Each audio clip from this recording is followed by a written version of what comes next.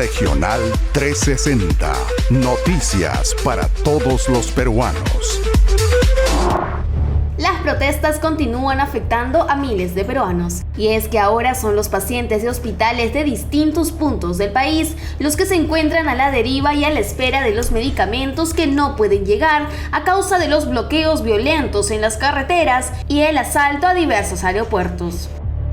El MINSA indicó que la distribución de medicinas ha sido afectada por la actual coyuntura política y social, que ha imposibilitado su llegada oportuna a los puntos de destino.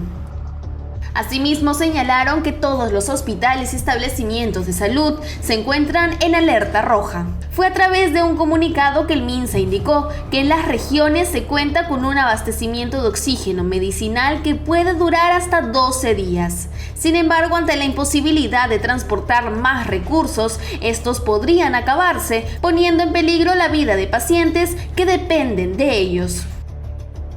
En este sentido, el MINSA reportó que en el almacén de Lurín en Lima se tiene almacenada carga con destino a Apurímac, Lima Provincias, Amazonas, Ancash y Moquegua. Sin embargo, los bloqueos no permiten su despacho y el ministerio ha solicitado el apoyo para trasladar la carga por vía aérea cuanto antes.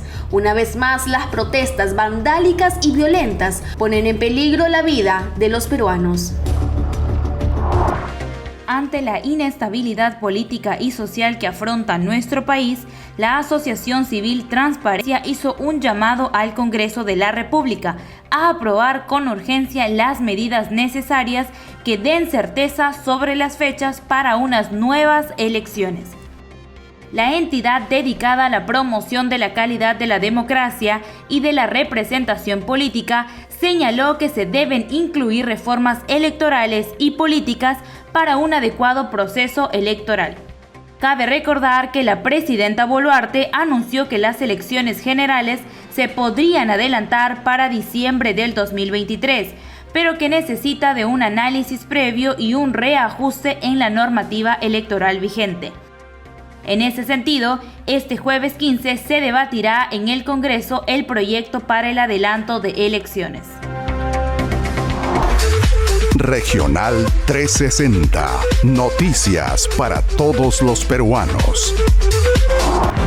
Desde que iniciaron las protestas a nivel nacional por parte de manifestantes devenidos vándalos que generan zozobra y perjuicios a instituciones públicas y privadas, la Policía Nacional del Perú ha sufrido una serie de bajas en sus agentes quienes resguardan las regiones. En ese sentido, según un reporte elaborado por dicha institución, ya son más de 140 efectivos policiales que han resultado heridos y con graves lesiones por parte de las enardecidas turbas de manifestantes que incluso han saqueado negocios y bloqueado carreteras. La mayoría de las lesiones que padecen los agentes de la policía son hematomas, contusiones en diversas partes del cuerpo, esguinces, fracturas y traumatismos simples. Por otro lado, según el reporte de las fuerzas del orden, es la región de Apurímac, específicamente el Frente Policial Apurímac, el destacamento que más efectivos policiales con lesiones registra. En cuanto a la propiedad pública y privada dañada se refiere, se evidenció que la turba de manifestantes dañaron e incendiaron, por ejemplo, las comisarías de Huancabamba y Chincheros en Apurímac, la posta médica policial de Huancavelica, así como la Fiscalía de la Nación de esta región, el aeropuerto Alfredo Rodríguez Bayón en Arequipa y el aeropuerto de Andahuaylas. Cabe recordar que el gobierno de Dina Boluarte declaró estado de emergencia a nivel nacional por 30 días para mantener la seguridad y bienestar de los peruanos. Piden orden y seguridad. Debido al bloqueo de carreteras y manifestaciones violentas, los productores agrarios piden al gobierno de la presidenta Boluarte restablecer la seguridad del país para continuar trabajando. La Asociación de Gremios Productores Agrarios del Perú, AGAP, exigió al gobierno actual acciones inmediatas para detener la violencia y atentados contra entidades públicas, empresas privadas, medios de comunicación y el bloqueo de carreteras. En tal sentido, el director ejecutivo de AGAP, Gabriel Amaro, señaló que el bloqueo de carreteras está perjudicando gravemente al sector agrario. Además, mencionó que en la ciudad de Chao, La Libertad, los fondos pequeños, medianos y grandes están amenazados y los trabajadores no pueden seguir con sus labores. Es por ello que el sector agrario insiste en que el gobierno actual mantenga el Estado de Derecho y el orden público en todo el país. La noticia que importa en tu región desde Lima y todos los rincones del país. Regional 360.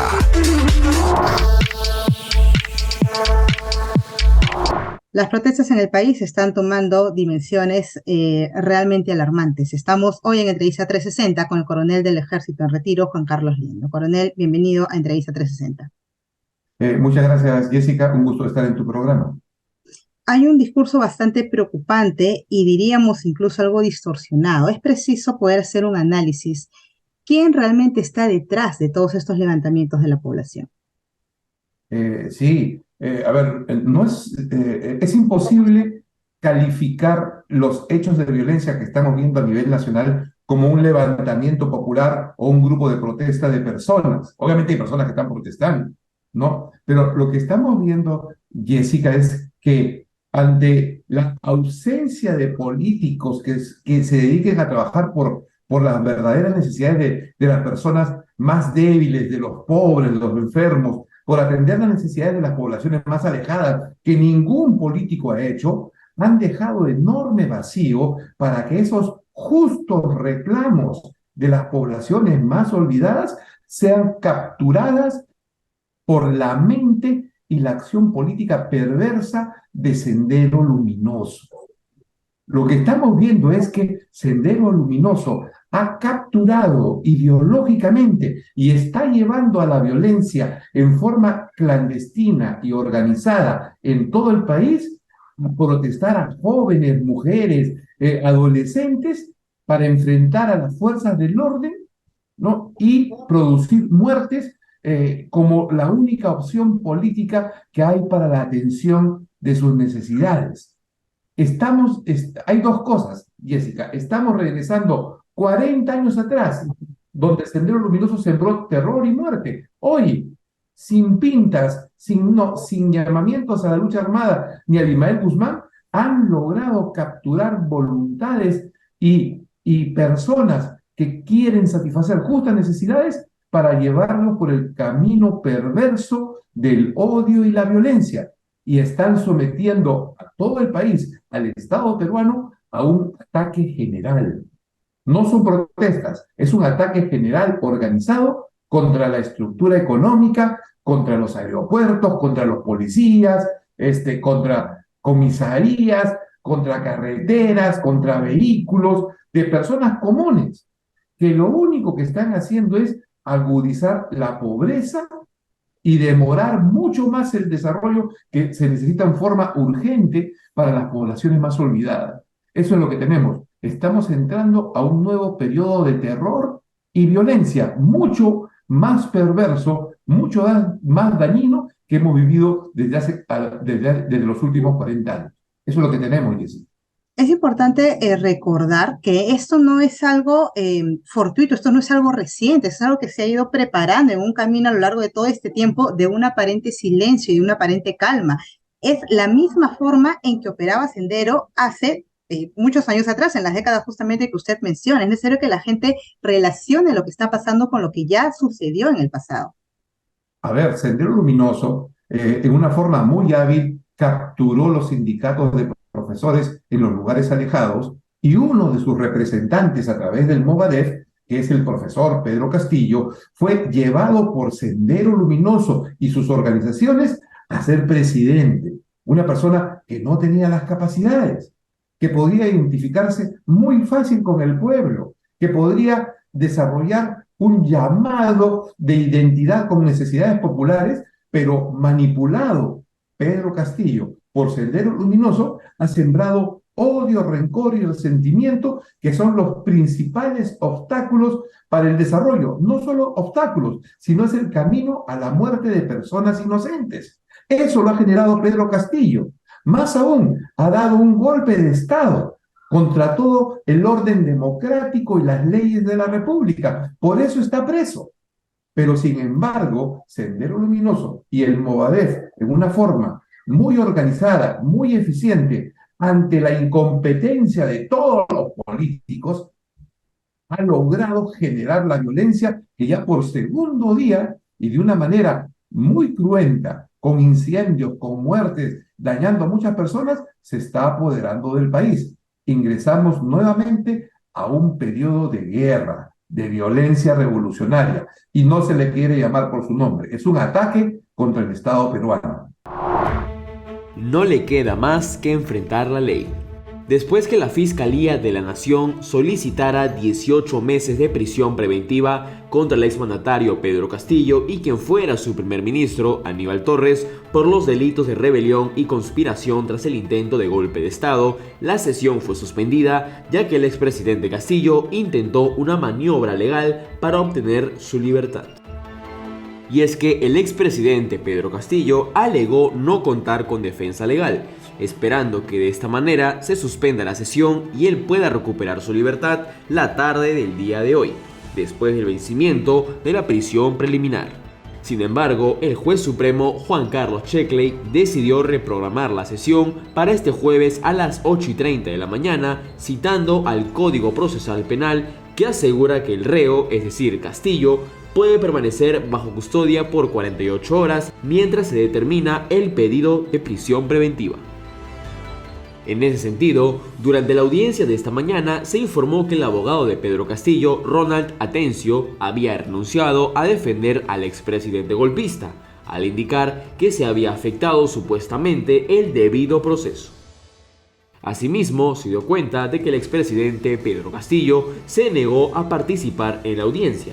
La solicitud de prisión preventiva en su contra fue presentada por el fiscal supremo Uriel Terán, luego de que la fiscal de la Nación, Patricia Benavides, formalizara la investigación preliminar en su contra. Y ya en el último tramo lo acorralaron allí entre 6 personas. Ya no dejaron que la vicepresidenta se acercara para seguir acompañando y aconsejando al presidente. Y es en ese tiempo que él ha tomado esta decisión que muchos no entendíamos, no sabíamos.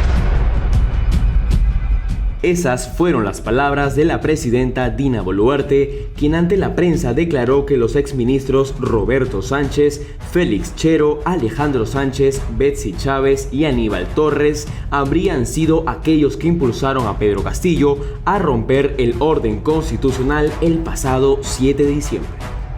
Asimismo, la presidenta hizo particular énfasis en el rol que habría tenido Betsy Chávez, expresidenta del Consejo de Ministros, en esta situación, y le exhortó responder al país por la crisis generada. Por otro lado, mientras supervisaba el estado de salud de una niña que sufrió daño en su ojo tras las protestas en Andahuaylas y que se encuentra hospitalizada en el Instituto Nacional de Oftalmología de Lima, la presidenta Dina Boluarte sostuvo que está trabajando con la Comisión de Constitución del Congreso para un posible adelanto de elecciones en un periodo más corto de lo planteado, es decir, antes del 2024. Finalmente, respecto al accionar de las fuerzas del orden ante las violentas protestas y desmanes registrados en diversos puntos del país, la presidenta Dina Boluarte afirmó que no se usará armas letales ni siquiera perdigones de goma. Cada 15 de diciembre, la población de Otusco, en la región de La Libertad, hace muestra de su fe y devoción para recibir el día central de la Virgen de la Puerta, patrona de su localidad. Entre las festividades tradicionales por la Virgen de la Puerta está el recorrido de los feligreses por 72 kilómetros desde Trujillo a Otusco, en señal de arrepentimiento por sus pecados, para pedir un milagro o para agradecer las bondades de la Virgen. Además, los devotos anhelan estar cerca a la Virgen y tocar su manto para recibir su bendición. Regional 360. Noticias para todos los peruanos.